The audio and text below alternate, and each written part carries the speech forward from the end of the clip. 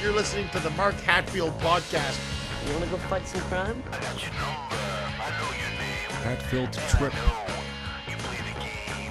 I believe we are rolling. We are live, joined here with Dylan Black, the very handsome and gregarious, blue-eyed man from Van Cleek Hill. What that word means. Gregarious? I looked it up today. I think it means likes to hang out with people. Well, yeah, I do. I thought it meant something totally different. I thought it meant like something to do with being old and gray-haired. Should I have volume in my headphones, by the way? You should. I have no idea if it's working. Talk, say something. Yeah, check 1 2 1 2 1 2 check. No, it's. Yeah, that's fine. Say something else. Check 1 2 again. No, it seems pretty low. But here we'll bump up the recording level. My son was just in here recording with his guitar, and so he changes everything. That's fun. And we're hoping it works. If it doesn't work, Dylan Black will be back next week. That's okay. I have time. How was your day today? What'd you do? It was good. I just came back from Rogers TV and hosted Daytime Ottawa. Lots of amazing guests on there as always, and it's fun times. I came right there from there to here, and I'm still wearing my makeup. You look fantastic. Yeah. It's just I can barely make eye contact. Do I look gregarious? You look very something. Good. That might not be the exact word I'm thinking of. Okay, good. From Van Cleek Hill. You still live in Van Cleek Hill? No. So nowadays I'm in Barhaven, but I'm moving to Centrepoint in a bit. But my parents are still out in Van Cleek Hill. But they've been there for about 45 years. They're moving to Ottawa soon. So yeah, but that's where I grew up, at Van Cleek Hill. All I know about Van Cleek Hill is this right here in my hand. The beautiful Bose Brewing Company is from Van Cleek Hill. Yep. Is that a dominant thing in town? I gotta drink one right now. Yeah. I'll stick to my Coca-Cola, which you lovingly provided for me. And so I actually went to school at the Beauchesnes, and that's where Bose comes from. Beauchesne. Makes sense. And Steve and Jennifer and Phil, and they were all. Steve was a year ahead of me. Jennifer was 2 years ahead of me. Phil was a year under me. But we went to Van Cleek Hill Collegiate Institute. And I remember 10 years ago when I was working at 106.9 The Bear, Steve came up and said, "Hey, I'm thinking about making a brewery in Van Cleek Hill. What do you think?" And I'm like, "Yeah, probably not a good idea, because there's about 1,800 people there, right?" So I didn't think it was going to fly, but wow, they've taken off. But it's delicious, and I love it. And cheers. You got yours is in a cup. Very good. You know what's funny is I'm not a beer drinker, and one of the only beers I've ever drank in the last 18 years or so is a Bose beer, because Tom Green made me do it. Yeah, who's going to be on this podcast in 2 weeks. Which is cool. Very excited. He has his own Tom Green beer. Yeah, I should have got that kind. I do have that kind. I did get that kind. I didn't open that one. I just remembered he's a brand new one. I saw it on Instagram the other day, and I went and bought one. I had some upstairs. There you go. Yeah, it is actually delicious. Is it? Yeah, I love it. It was delicious the day he made me drink it. He sort of came into one of the radio stations I was working at, and he said, "You got to drink my beer. You got to drink my beer." And I'm like, "I don't really like beer, but." You don't like it? Or I don't actually like beer. Really? Yeah. Wow. I think it's an acquired taste. I remember not liking it for the first 20 years of my life. And then I haven't stopped liking it, loving it. It's more of a love affair with it's good. With it. And Bose is definitely one of my favorites. Mill Street also. Yeah. And that's about it. Those are the two I stick to around town here. Yeah. And so growing up in Van Cleek Hill, that's what high school is there? What else is in Van Cleek Hill? Is there actually a hill? It is. It's all on a hill. From every east, southwest, east, north, whatever way you're coming in, it's on a hill. So there's not a whole lot there. You'd have to go out to Hawkesbury or Lorneal or an outside town. But like I said, 1,800 people, right? So there's lovely Main Street full of little restaurants, cafes, that kind of stuff. And it's east of Ottawa. Those who don't know Ottawa, it's east of town. It's off the highway, right off the highway. Yeah, pretty much right off the 417. It's right in the middle of Ottawa and Montreal. And so you grew up there, and the early goal was to be in media, was it? I wasn't sure. So I actually went to Teachers College first. I went to Concurrent Education. It was the name of the program for Trent University. It was a Trent Queen's University program, and I got in. It's where you get your Bachelor of Arts and teaching certificate at the same time, whereas normally you have to have your Bachelor of Arts, then apply to Teachers College. So they accepted 100 people, roughly, across Canada, and I got in. I was 18 or 19 years of age and lasted about a month or two because I was just tired, man. I was just... Teaching is the hardest profession in the world. Yeah. Except for... weekends and holidays and the summer and being a football player. Who's kidding? No, it's not a hard job at all. It's easy, yeah. I'm just gonna hold on. Yeah, are we working here? Yeah. So in high school, you went to teachers college and wasn't going well.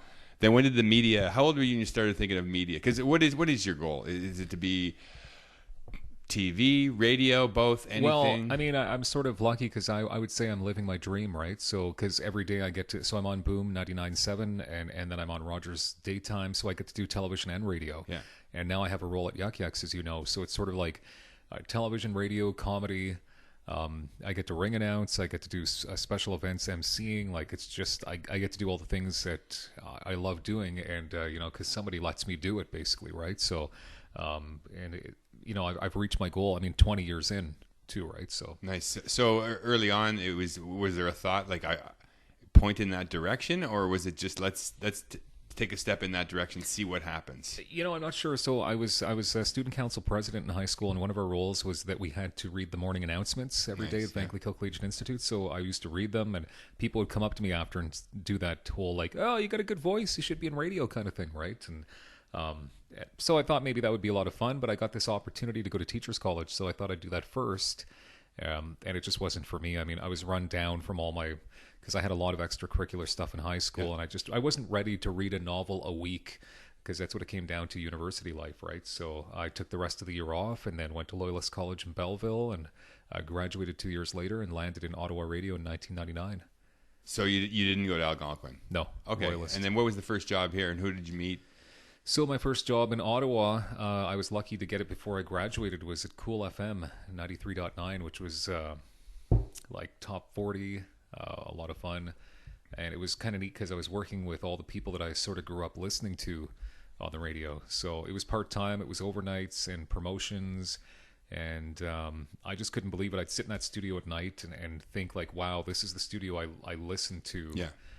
Growing up. So it was almost like I'd reached my goals and dreams like at the age of 21, I'd say. Nice. Yeah. And so isn't that the moment, and I can remember when I got to play professional football and being in a huddle with, Barry Sanders and guys I'd seen on TV, and then that's when you sort of realize, wow, I can actually do this. Yeah. What it takes is pointing myself in the right direction and giving it the shot, giving it the best effort I got, right? Yeah. And sometimes when you feel the confidence and you can do it, then it takes you to the next level. And so you're the overnight DJ, and you're in the spot where you've been listening to, and like where do you go from there? Is there I know you do a lot of community stuff, a lot of charity stuff, and is that sort of was that by design? Well, that's something I sort of grew into. So when I was in high school, I started raising money for food banks and CHIO, and it was actually through Max Keeping, Ottawa legend, who I met. It's over 20 years ago now that I met him, and he was doing a show. He was doing CJOH News on Main Street in Vankleek Hill, and I walked up to him. He was there with JJ Clark, and it was to me it was like these gigantic celebrities were walking the streets of Vankleek Hill. And I told him, I said, one day I'd like to get into media. I'm thinking about it. And he said, well, the next day come up and watch me do my live show. And we drove up from Vankleek Hill, a couple of friends of mine, and sat beside Max and watched him do his show. And I was just in complete awe, right? So over the last 20 years, Max sort of mentored me a little bit to be a better broadcaster, better community-minded fella. And I guess, it's always been in me, but now I've kicked it up a notch even further. And I actually try to hit 365 events a year if I can. Wow. Do you count them? I don't count them because some days it's like 2 or 3 and some days it's none. It just depends. And what I mean by that, it's like, not only, donating my time or talents or whatever, but just attending community events, being out there, sort of like I'm thinking like supporting local musicians, supporting craft shows, supporting whatever's happening. I just like to get out there, donating blood, just stuff that I would consider supporting somebody. To me, is a community event. Sound like a city councillor, but that's what makes a city go around, right? Yeah. That's what makes our community go around, and that's what I believe makes you so successful. When you see Dylan Black at an event, hey, it's. It sounds weird, but it's worth being here. It's he's talking about it on the radio, and then he's there. Those are the two things. And you mentioned Max, and I know I've heard people like Stuntman Stu talk about how he's been a mentor to them. And I mean, in the great loss of when he passed away, I guess a couple of years ago now. And so, is he the biggest mentor that you had in the industry? In the industry, definitely. I mean, there's nothing that really compares to Max. But I mean, there's different announcers, different, I guess, colleagues. I know in television, Derek Fage is another guy who, I mean, he offered me the spot to come on and co-host with him a bunch of times. Like, and we're going back almost 6 or 7 years, filling in. And then when he left to Montreal, it became more permanent for me. But if it wasn't through Derek allowing me that opportunity, now I wouldn't be one of the permanent hosts of Rogers Daytime. So, I mean, I just believe everybody you meet, good or bad, teaches you to be the person you are.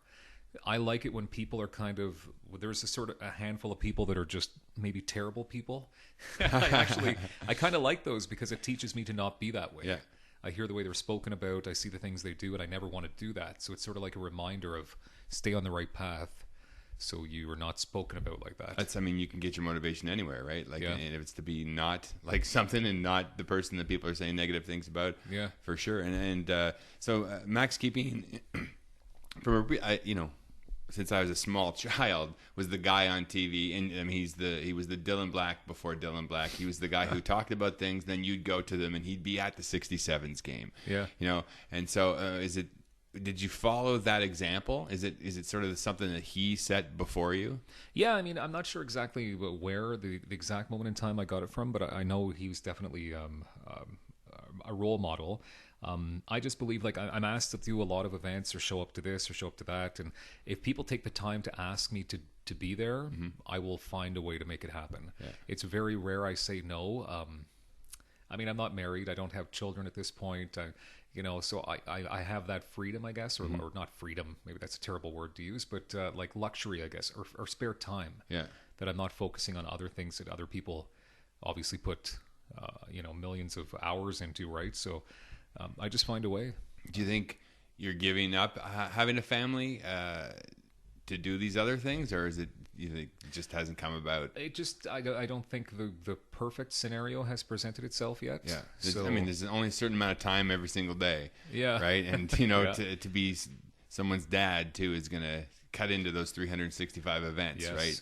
And I mean, there are guys who do it, and there are women who do it in the city for sure. And maybe a lot of time they bring the kids with them. I'm not sure how that works, but it's tough. But then there's other guys like Max, I don't think had a family, right? Like, well, he adopted a whole handful of kids, and he was. It just seemed like everywhere you went, Max was mentoring youth, and the city was his community or his family, right? And it's almost impossible. Almost every event I go to, I try to drop his name somehow just to keep his name alive, and you'll always find somebody at every table, every event, that they have a Max story. Yeah.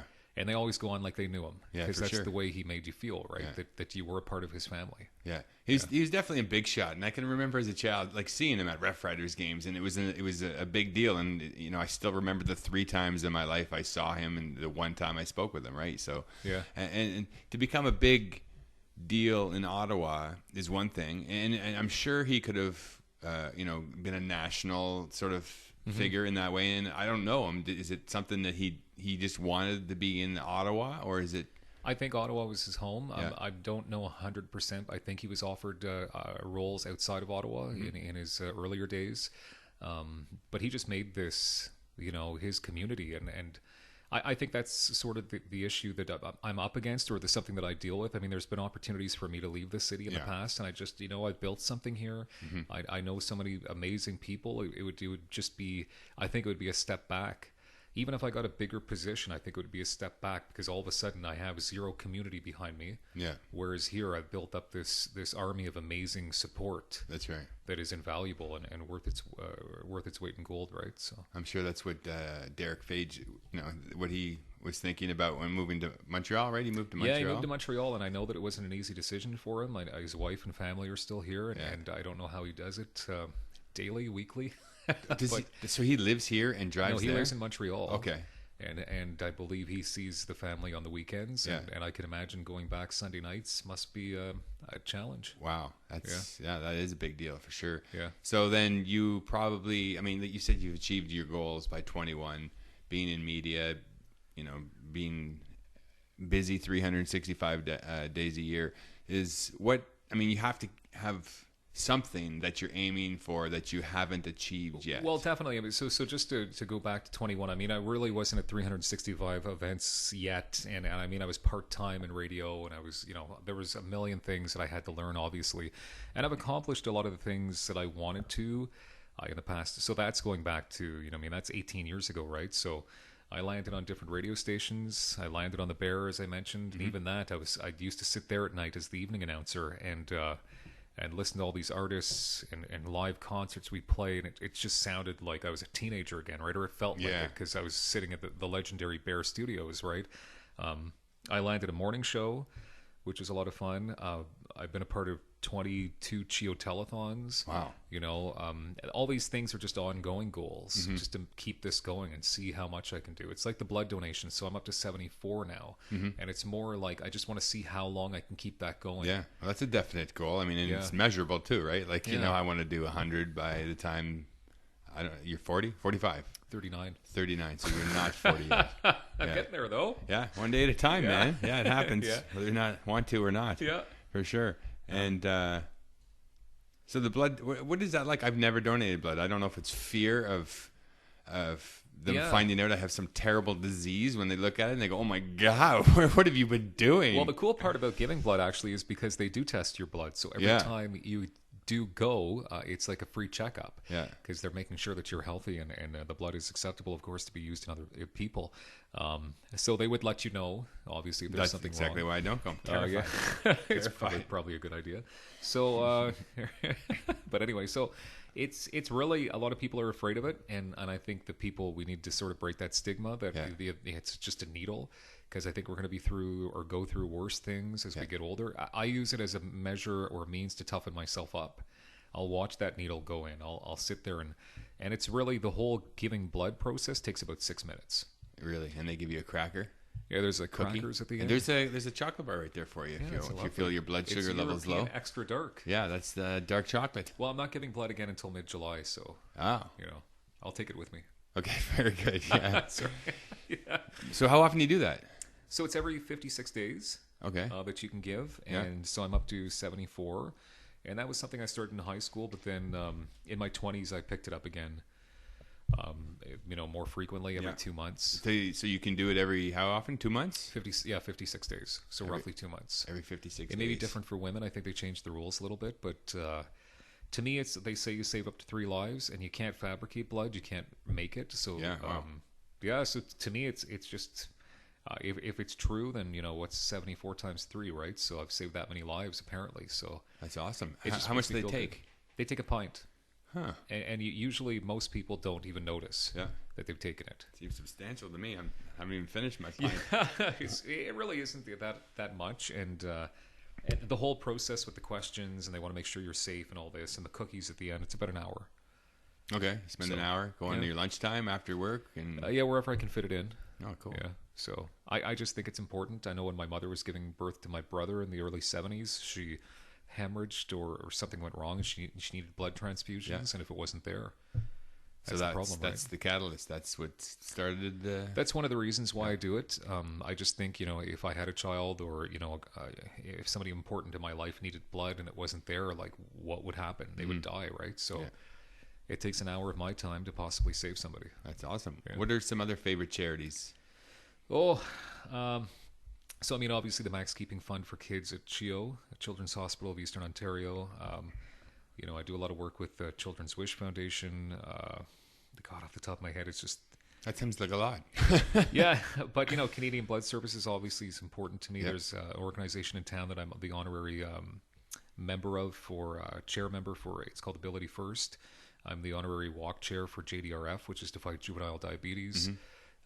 It just, honestly, there's anything that comes up that people ask me to go to that's a cause. Yeah. It's helping people. I'll do my best. I saw you post something on Facebook the other day. It made me laugh because it was like, I finally have a day off or something like that. And it was like a pig laying on a couch. Yeah, that's what it was going to look like that day. Yeah. What, besides sit around on your couch, what do you do for non-charity business professional fun? Well, I love to run, so that's something I do. I love to run. I don't these days for some reason. I'm just and I know it's an excuse because you should always sort of To me, running is like my fifth or sixth job. Like it has to happen, because if I don't exercise and if I don't run, everything else fails. So today I went running, and it's usually about an hour to an hour and a half, and that's kind of my alone time when I'm just out there. And I find when I'm doing that as well, I'll always have this epiphany where an idea will pop into my head. You know, oh, I've got to do that. Do you stop and write it down? No, I run with it, and it sticks in my head, and I'll remember to do it. But that changes my life. Like, I can't recommend that enough. Yeah. Exercise. When I have to do something like write something, speech, whatever, I go for a bike ride, and I'm always like, explaining it to myself or justifying it to myself is always difficult, because it's like, well, you got to do that. You got to sit down and write something, and then I'll go for the bike ride. Halfway through the bike ride, like you say, it happens. You stop. I'll have my phone. I'll write it down. Oh wow! And then for the rest of the bike ride, I'm like, this is writing, right? It's doing something else, getting active, exercising. I like to ride my bike a lot. I go over to Mare Bleu with the dog, and I consider that writing. And most days, I'll stop and I'll write some jokes down. I'll write something down that I have to do that I've forgotten to do. And I find exercise a big part. Oh, it's huge. Of the creative process. I think it changes everything. Like, I know a lot of people fight anxiety and depression and all this kind of stuff. I feel like after I come back from a run, I almost feel like I'm bulletproof. Yeah. I feel like, physically I feel I look better. Mentally I feel better. Your clothes start to fit better. Like, everything is better. So I can't recommend it enough. I know the most difficult part to any exercise is just getting your running shoes on usually. But then when you're out there, sometimes you can't get me back in the house. I'll literally go back and 2 hours have passed. And, important people in my life will wonder if, like, I've fallen off the earth or something. They're like, there's no way you were out there for that long. You haven't been on TV for 2 hours. We were worried sick of you. I haven't heard you on the radio in about 10 minutes. So exercise. That's what I do for fun. And then all the other stuff, the charity work, the speaking, the ring announcing, television, radio, like that actually is my fun. Because even though most of it's paid, like my employment obviously is through radio and television. Like, a lot of people would probably do it for fun. Yeah, it is fun. I do it. I mean, I know you do a lot for free, for sure. Yeah. And I've met you both of us doing. Yeah. Obviously, we believe in free speech because we're about to talk for nothing. It happens often. It's funny. I mean, you do get paid on occasion to do those things, but it isn't the first question. You know what I mean? Normally, it's third or fourth question, or even I've done many things where I've spoken, and then they pay you a little bit, and you're like, oh, I had no idea. That's I was just here because this is fun. And and it's always an extra benefit, of course, and because sometimes you have to pay to park or your gas or your time. That's exactly what it is. But I find whenever I leave an event, it will have usually cost me money, because always there's the people are selling 50-50, or you want to get something to drink or eat, and by the time you're done, you're like, well, that cost me about $50, but hey, it was a good time. You just can't put a price on things like that. And I mean, I'll take the night off work sometimes, and it costs you hundreds of dollars, and you don't make anything doing it. You do 8 minutes of comedy, but that's what it's all about, boy. But it is what it's all about, right? Because it's life, and it's like, I put it in these terms, like, so I'm going to be 40 this year, and if you double my age, I'm 80 years old, if I'm lucky enough to get it to that. And I don't mean that in a negative way. I mean that in the most positive way possible. It's like, if I'm halfway through, like, what do I want to be? What do I want my legacy to be? That's right. So when Max's funeral happened 2 years back, it was at Canadian Tire Center, if you can imagine. Yeah. So, and nobody was there because he was the guy on TV. They were there because he was the guy that took the time to make them feel special. So it's sometimes I live my life like, who would be at my funeral? Who would take the time to drive out on that snowy day? That's what it was in November or October. It was snowing, and that's what I like. That's what I do. Like, if it costs me a few bucks to go help somebody out and leave this legacy behind, that I, maybe made a difference in somebody's life, or made an impact on their event, or whatever I could do with my own talents or time. Like, I think that's what it's all about. Yeah. A lot of people at his funeral. I remember that. That was a big day in Ottawa, for sure. I mean, who has their funeral at a giant arena? Like the average person will just have it at a small home or something like that. And it's incredible the impact he left. So I try to live my life like, like let's fill an arena. Yeah, that's I mean, that's a great motivation for sure. A great thing to guide your decisions by. It sounds grim, but I mean, I say that. It's like, what's the saying? Like, you can't take life too seriously because you're not going to get out alive anyway, right? So it's like, you just got to live every moment and have fun and just make people feel good about themselves. Yeah, it's funny you should say 40.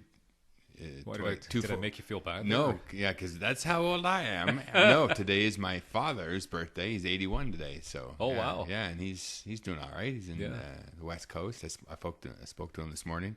Sweet. And he's got about 3 hours of energy a day, but that he uses that to the max and has a good time and keeps going. So that's you're absolutely right, for sure.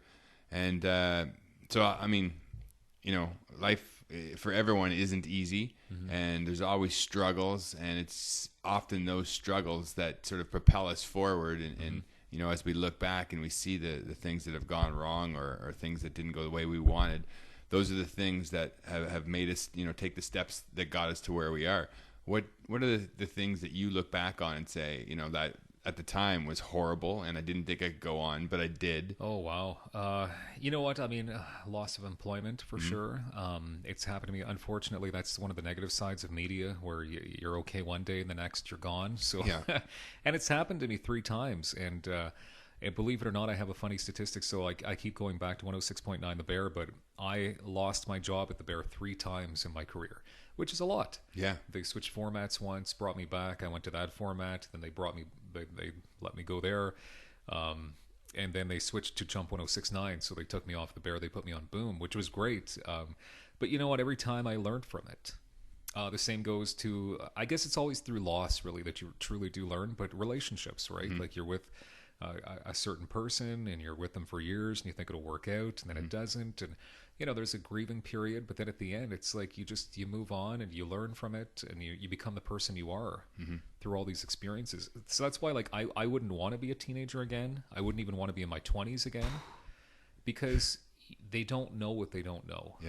And it's incredible. Like, I kind of look forward to the next 10 years in my 40s to see what's ahead, to see like what I'm going to learn. Like, am I going to be this wise old man, a sensei one day, right? Just like delving out all this material. And I think that's what Max was towards the end. I mean, he was in his 70s, and every time I talked to him, it was just inspirational.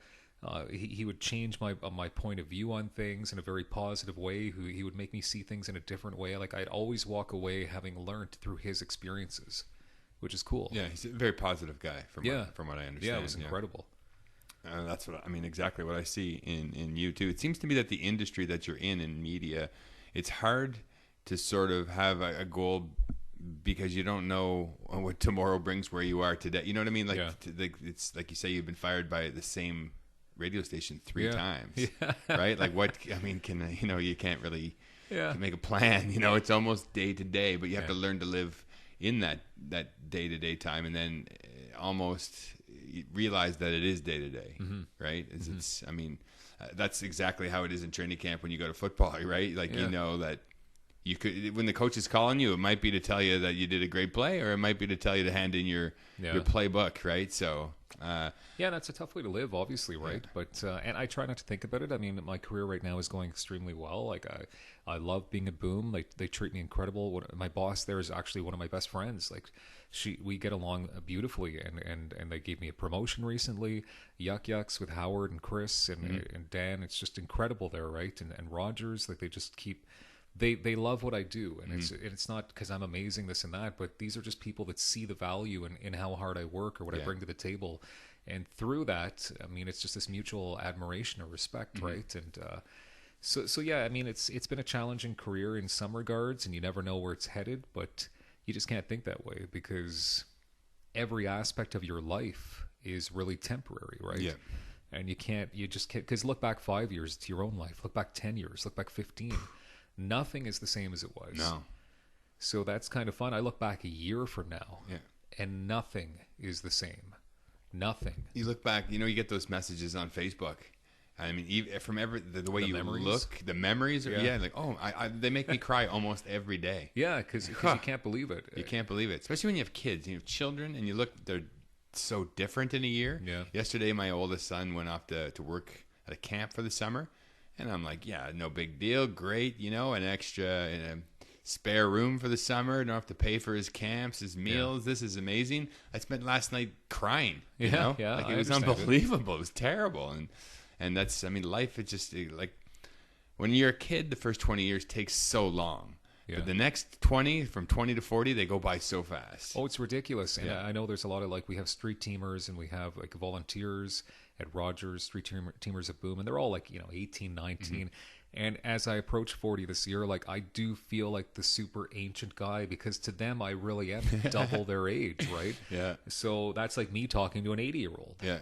So you got to wonder. But at the same time, I feel like I'm 18. Yeah. Like, I'm youthful, I'm energetic, I'm Yeah. all this kind of stuff. But What did Steve Love, a comedian at Yuck Yucks the other day, said to me, and I mean, it applies to many people, but he goes, 20 years after being in your prime, you're in your prime.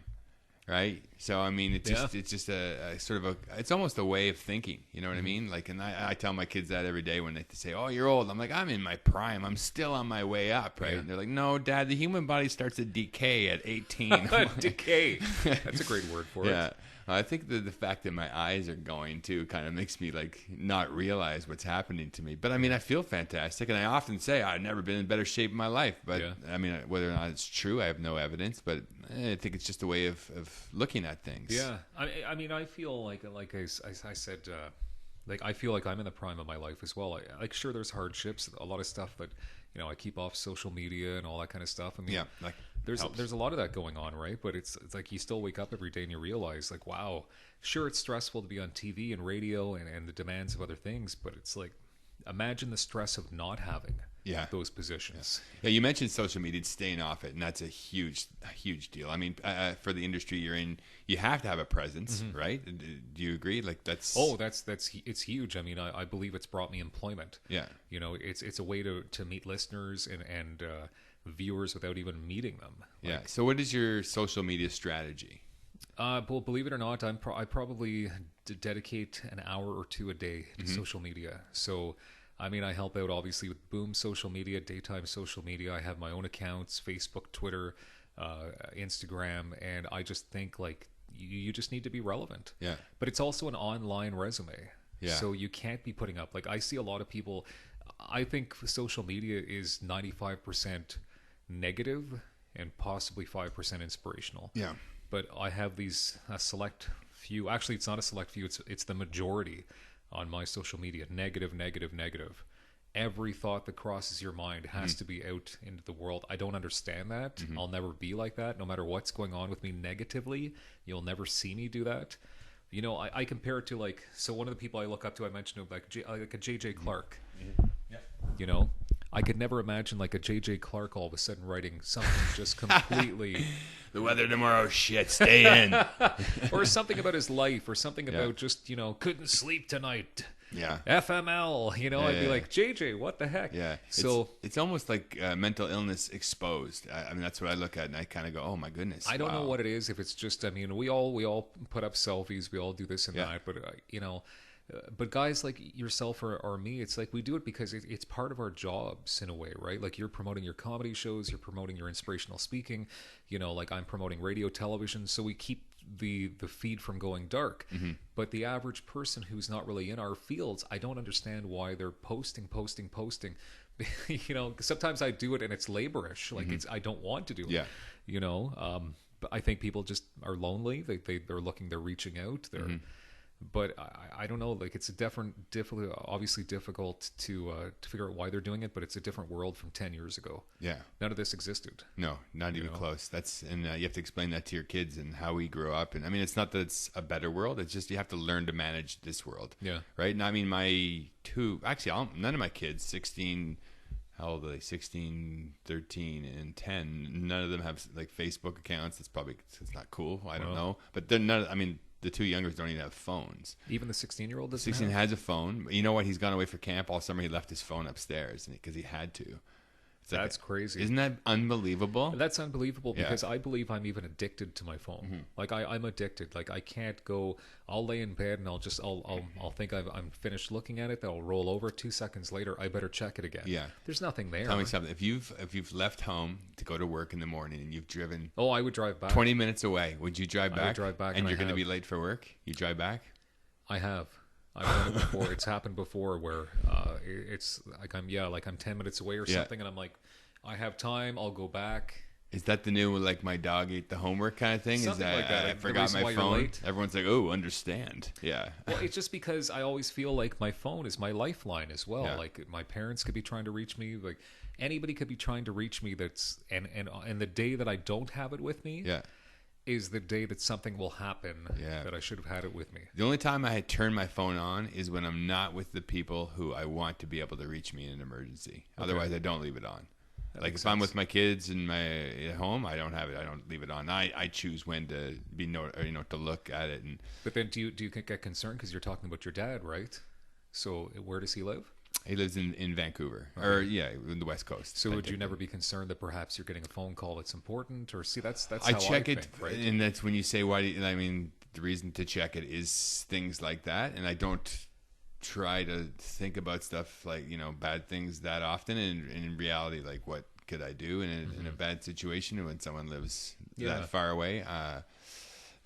But like, I mean, if like right now I turned it off for this, but like during the day when my kids are out, I have it on, and that's the only time I like look at it when it makes a sound to see if it's their school calling or my wife calling. And I'm definitely not trying to plant like negativity into your mind or something like that, or worry or whatever. But that's sort of how I live. Like I'm always concerned because my parents are only an hour away, so if there was something wrong, you could get there. Yeah, so I'm always looking at my phone. I'm always like making sure, or because of my role too at work.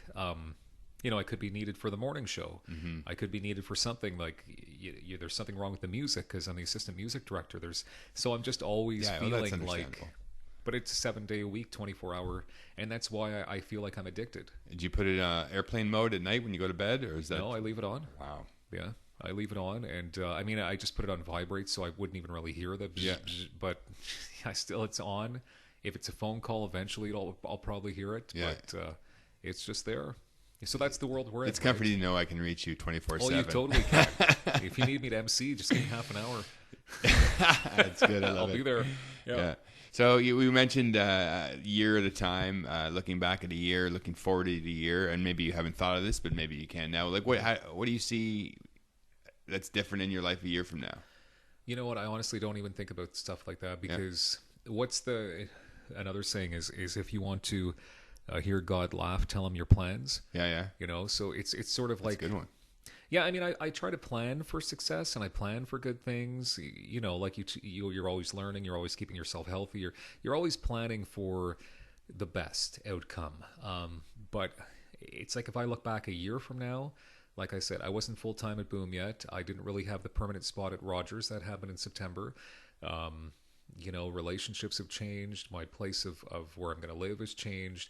Like everything is different. Wow. So a year from now, I mean, I hope all these things are still intact, obviously. Yeah. But I'm also old enough now to know that chances are they won't be. Yeah.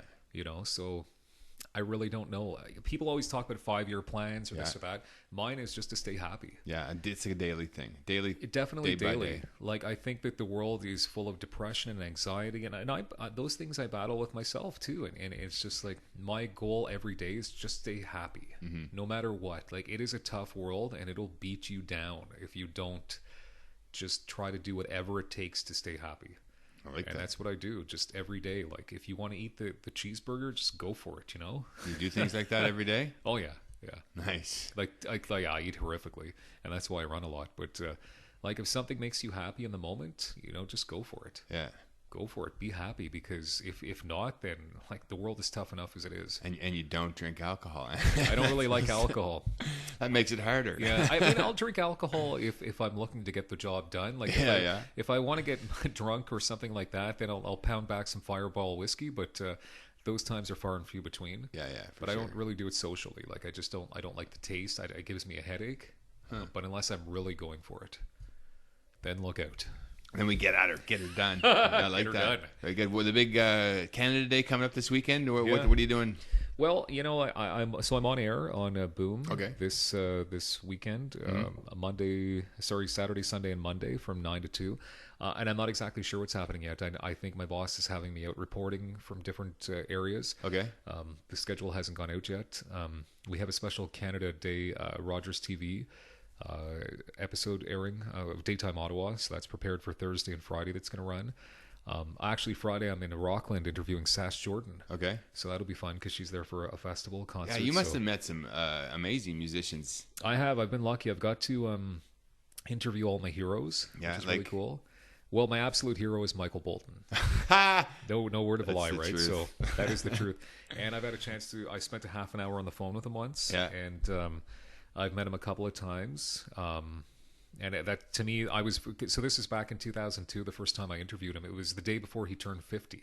Okay. And I just recall that. But I was nervous for a bunch of different reasons. But the number one reason I was nervous is because I didn't want him to be a jerk. Yeah. Because I had been listening to his music since the late 80s. And he's my absolute musical hero, idol, whatever. So you listen to him when you're just relaxing? Daily. Wow. Like, if I'm in a bad mood, Yeah. Michael Bolton. Like, it'll just take me to a whole different place. Wow. Favorite song? You know what? I don't really have a favorite song. Like, I just like all of them. Nice. I'm like that with Neil Young. I like all of Yeah, Neil Young. yeah. For sure. And that's great. Like, there's some I like more than others, obviously. But Yeah. so I've had a chance to interact with him. And it was great. Towards the end of the interview, he was starting to compliment me. Yeah. Like, he was like, you've done a great job and this and that. And then I asked him if I told him I'd quit my job and be his golf caddy. Yeah. And he's like, no, and he started to feel awkward maybe, right? But Yeah, this is going in the wrong direction. yeah, but it was cool because he was such a great guy. And anytime I've interacted with him afterwards, like, we'll tweet at each other back and forth and stuff. And it just lights my day up, right? So, but I've had a chance to meet like a lot of, probably the biggest interview. Like, I interviewed Lisa Marie Presley Nice. once, Yeah. and it was like, and we had all these guidelines in advance. Don't talk about Elvis and don't talk about Michael Jackson. What else is there to talk Well, about? she had put out an album at that time, so that's Okay. the only reason why she was doing these interviews, right? Yeah. So that's definitely like one of the fun parts of my job, but it also comes with an amount of stress because you still have a job to do. Yeah. Like, you can't, like, even today I had one of the winners on from The Biggest Loser, and her name is Danny Allen, 14th. So, like, she has in her own, she's a star of a certain, level, right? So you get these people coming through and you never know what you're going to get. Yeah. If they're going to be like, I'm a star, what am I doing here? Yeah. She was on Daytime today? Yeah, she was Okay. on Daytime today. So you'll get Juno Award winners. You just never know. I had Piff the Magic Dragon on one day, and he was like a America's Got Talent guy. So it's fun, right? 9.5 times out of 10, you don't get egos. You just get normal people that want to be promoted, and they're good to you. But there's that 0.5 out of 10 times where it's difficult, but you've got a job to do. Who's been right? difficult? Who's someone that sticks out? You know what? Honestly, the most difficult or the most egotistical people that I've ever had on, believe it or not, are Canadian. And the reason, and I know that sounds terrible, but it was always interviews with like new stars that are just getting a taste of so they're sort of like, you could tell they had an attitude, you could tell they had a bit of an ego. It's never been terrible. Lisa Marie Presley was a very difficult interview. She was very yes and no, which as an interviewer is a terrible place to be. Interview's over in 4 minutes. Yeah, yes, no. It's always people that are just starting out because they just think they're young, they don't get it yet, But it's never been terrible. It's never been like someone's told me off or anything like that. And I always keep my questions pretty generic and fun, though. Was that in person where you interviewed? No, it was over the phone. Okay. Yeah. That makes it harder, I would think, to interview someone on the telephone. Yeah, because you can't really see their mannerisms. You can't really tell if they're into it. You can't, But at the end of the day, they're going to be good to you because they want to be promoted. That's the only, and they know if the interview's terrible, you'll never run it, or you'll run it in a very negative way. So, yeah. Favorite places to eat in Ottawa? Oh boy, I don't know. I'm a big, actually, it's terrible because I'm a big fast food guy. Yeah. Like, I swing by, and anybody in my life will tell you like that is your downfall. But I will swing by drive-throughs daily. Daily. Oh my goodness. What's it like? What, Popeyes? Is that the? No, like we're talking, the usual fast food chains, right? Wow. But it's more a time thing. It's convenient, and I'm addicted to cheeseburgers, right? Like I just like the pricing is pretty affordable. Okay, favorite cheeseburger in town? Geez, like I don't know, like it's. It works. I had one at the Wellington Street Diner 2 days ago. It was called the double grilled cheeseburger, and it's two grilled cheese sandwiches with a cheeseburger in the middle. It was delicious. And how much did you work out after that? I think I went straight to a 12-hour coma. Did after you? that. Okay. And That's I finished good. my wife's, she had a breakfast kind of, what was it called? The 6-shooter. Wow. Which is, have you been there? I It's a haven't. fantastic place. You know, I don't think I have been. Or I may have been, but you see, my level of cheeseburgering isn't that classy. So Yeah, it's more that's just fancier. like it's just like drive through. Yeah, the crush $2 2 or 3 burgers. Yeah. And then you don't feel great afterwards, Yeah. and you know, and that's why I have to get up the next day and go running and this and that. But it just gets me through with my work schedule, because some days I'll leave home at 8ish, and you know, I'll actually return at 11 or midnight. I think we should look into this. I think we should get you a nutritionist. You have nutritionists on your daytime We show do. I all think we the had one time. on today too, and Yeah. you know, but I'm a guy, right? You know, I don't Yeah. need that. Yeah.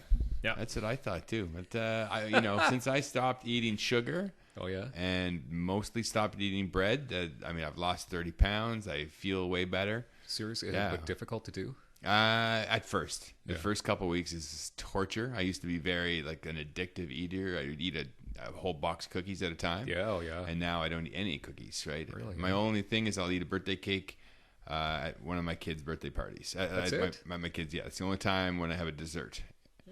Yeah. And Well, it's a good thing you have 3 kids.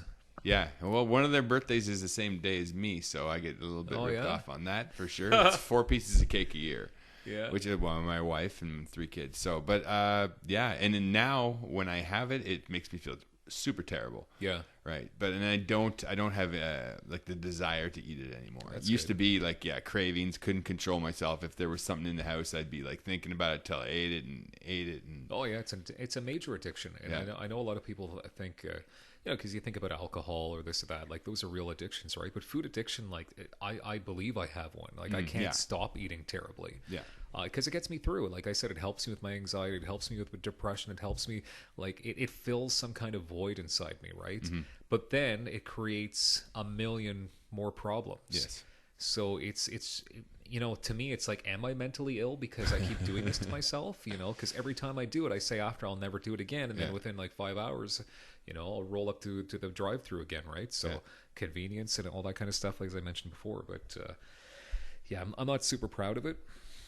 But Well, you're younger than me, and when I was your age, I was doing the very same thing. I was I was the food destroyer. It would be 6 McDonald's cheeseburgers at a time, Yeah. and it wasn't regularly, and I wouldn't admit it to anybody. But it was like I'd come home from doing something I felt pretty proud of, or something, you know, a show that went well. Totally, man. And then You're you totally just saying you it. go, I deserve this, and you Yeah. pull over, and you're like, well, nobody's going to judge me. I'm in a Exactly. car. I'll have 6 of those. And they're always like, excuse me, sir, did you say 6 know, right? cheeseburgers? And I'm like, yeah, give me 6 in a You shake. totally hit it right on the head, because I'll have these events where they'll begin stressful because as you know, you show up to these events and you don't know how they're going to play out. Yeah. And when you're in front of crowds of hundreds of people, and then when it's over and you feel the relief, you're like, okay, I'm going to reward myself. Mm-hmm. And I've done that. I can't even tell you how many times I've rewarded myself, and there's nobody with me, and I'm just on my way home. And you can have those burgers eaten before you even get home. Yeah. And that's why Yeah. you know, I know maybe that's illegal. I You don't know. deserve it, Dylan Black. Yeah, but then you get home and you feel terrible after, and you're like, Yeah. why did I do that? I just ruined everything. Yeah. But You said something there that really, really made me excited about how when you get to an event yeah, and you don't know how it's going to go. Yeah. Because that's every event. Yeah. You know, and people assume, oh, there's Dylan Black or there's the comedian. He's getting up on stage, he's doing his thing, and he's putting in his time, and he's going home. But it's not the case. Yeah. Every time you arrive, you look around and you go, is this one a Oh, yeah. great night? A great night I'll never forget for a great reason, or a terrible? You know, you don't understand that every live So true. performance is unique. Right, and you go there, and that's what makes us go back time after time and Yeah. lose money to do it. Right, Yeah. is because you go and you have to be part of that group, part of that environment, and get those people on your side and make it a special night. Yeah. And it could go either way. It can go terribly wrong, Yeah. or it can go terribly right. And it's the same in like radio, television. Every show I start, I'm a little anxious because I never know where it's going to head. You know, and I've done these events that are just such high profile, or you're at the Chateau Laurier, you're in front of all the executives of whatever, and you just wonder, like, why did I say yes to this? And then at the end of it, you're like, wow, that was one of the coolest things I've ever done, right? Yeah. I'm also a big believer at the end of the day, like, you can either say you did it or you didn't. Yeah. Like, you're gonna get to that end of the day no matter what, right? Usually, hopefully, if you're lucky. So you can either say that you've accomplished all this stuff, Yeah. or you were a bit of a coward, quite honestly, and you didn't do it, right? Like, which way would you rather feel at the end of it? That being said, though, I don't take my own advice, and the month of July for me is just a write-off, and it's just like non-stop. Yeah. But then at the end of the month, I'll be like, okay, I did all these cool things. Yeah. I often look, you book something or someone will contact you and you go, oh wow, that's a game changer. You know what I mean? You can't, you have little things on your way there to that theater show or a big event or something you've never done before.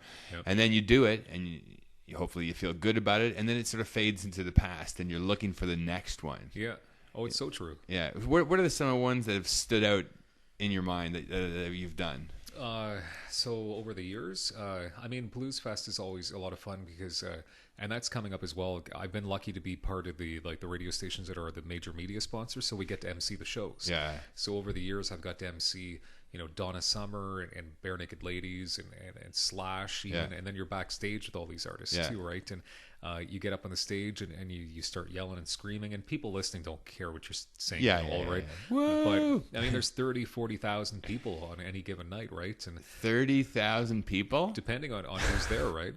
And it's incredible. It's 20, 30,000. It just depends on which artist and stuff like that obviously sticks out in my head, right? One of the coolest things I ever did was when I was 21, I introduced Britney Spears on the stage at I guess it was the Corel Center then. Okay. And that was the biggest she had ever been with "Hit Me Baby One More Time," and it was just jammed with like 14,000 teenagers and their parents screaming. And I got up on that stage, and it was just one of the coolest things. I didn't think I could ever do it. Yeah. You get up on the stage, and then you feel like, and that as a comedian, then you feel like you can't get off the stage. Yeah, it's tough. Like you feel like the energy, and you got the crowd, and it's fun, right? And so I've got a million things like that, but also one of the things I struggle with is my memory. Okay. I have terrible, terrible memory. People tell me all the time. People will tell me about events that I've been at with them, and I will honestly ask them, are you sure that was me? Because they'll be like, remember that time at the NAC and it was a gala and you were sitting there with me? And I'm like, was that me? Was I? And then I'm like, how could I even block out a whole night in my mind? Like it never even happened. So I don't know if that's an age thing or just I'm overwhelmed with people but I think it's a way of thinking, because you say that and I'm the exact same way. I can't remember I have to look at my calendar. I keep every calendar I've had for the past 20 years because it's my life, how I look back and know I've done things. And when I look back and I'm like, really? I have to check, really? But here's a question, because you go up on stage and then you'll speak for a certain amount of time, and obviously I've never seen you have any problems remembering what you wanted to say. Is that a different case? Well, because I'm in the moment and I just I get it out. Yeah. So even today when I finished Rogers Television, I was talking with a certain guest with the director, and I said right out, I don't even remember what her name was. Yeah. Like I can't even remember or what she was even there about. When I'm in the moment and I'm focused and it's happening, I'll remember everything I need to do, the person's name, what they're there about, why I'm there, what the event is about. Once I'm done, and it's sort of case by case. Like I don't need to remember anymore. I don't need to have all these facts straight. I don't need to, because I'm moving on to the next thing. Like if I had to keep or store everything in my head that I've done or people I've talked to, I don't think there'd be enough space in my head at all to remember all this stuff. So when you're in front of the crowd on the microphone, because I think, and I've always, when I first started comedy especially, because it's so precise about everything you got to say to set up the punchline, it has to be right. Now I wondered, and it was never an issue, but I always wondered, what happens if I can't remember? Because it's timing, right? It has to be done at the right time and the right way and the right facial expression and everything. And I'm like, it's yet to happen. And I do presentations that are an hour long. And often you say, you don't want to get off stage. I've had, events where they said, okay, do 4 or 5 minutes in. You're like 12 minutes in. You're like, I want to keep going. I haven't done anything I wanted to do, but it's going so well. Yeah. But it's like when you get on stage and you start and you sort of click into this world of entertainment. Yeah. Then it just sort of flows. And I don't have a way of explaining it or understanding, but like you say, when someone asks you what you did for breakfast, you're like, I'm not real sure. And because it's not super important, or it's not something that your whole livelihood is on the line because of what you ate or whatever you did, right? So you just sort of do it and you move on. But I know I was asked to speak at it was a reception for retired members of a school board, and the lady said, we'll have you there and you can speak for 45 minutes. And I'm like, all right, like I could probably do 5, but here's the thing. So 45 minutes hit and I still hadn't hit all my points yet. Happens all the time. Yeah. And that's what I don't understand, because you'll get I'll get a gig sheet and it'll say doing 20 minutes. And even today I'll go, oh my goodness, 20 minutes. Yeah. That's a There's long no way. time. And you're like 18 in and you're like, should I start my jokes now? Or like, do these people want jokes? I don't even know. I'll often think that if you're working the crowd and you're being true yourself and you're pointing out things that are true in their world and they're having a great time, to go to set up punchline is just like it's almost cheating them. And often I won't do that unless I get off the stage and come back up and give them a couple jokes, and then they seem appreciative of it, but they don't want you to switch from who you really are to something you've planned to say, which is amazing. And that's been an hour, Dylan Black. You and I, Unbelievable. see, that's exactly there, and there's the case too, right? Because you and I at the beginning, I'm like, so how long? And you're like, I don't know, 15 minutes. I'm like, oh, do we have 15 minutes of content? Like, who would want to listen to us for 15 minutes? Right? Hopefully a few people. Yeah, that's awesome. Yeah, I think there's a lot of fans in the city who want to hear Dylan Black and where he's come from, Van Cleek Hill. That's it. It's not a long drive, but it was a long way, wasn't it? Oh, you know it. Thank you very much, Dylan. Thank you, Mark, and thank you honestly, because you've helped me out with a bunch of my charities events. You spoke at my birthday extravaganza, and it's great. And it seems like you and I seem to be put on the same bill sometimes. And it's just you've been a good friend, and I appreciate everything that you do in our community as well. So thank you. Oh, thank you very much. Can you do a quick promo? Can you say something about listen to the Hatfield trip, or just the Hatfield trip is the important part? Hey, it's Dylan Black from Boom 99.7 and Rogers TV. You're listening to the Hatfield trip. Did I say that right? You said it perfect. Thank you very much.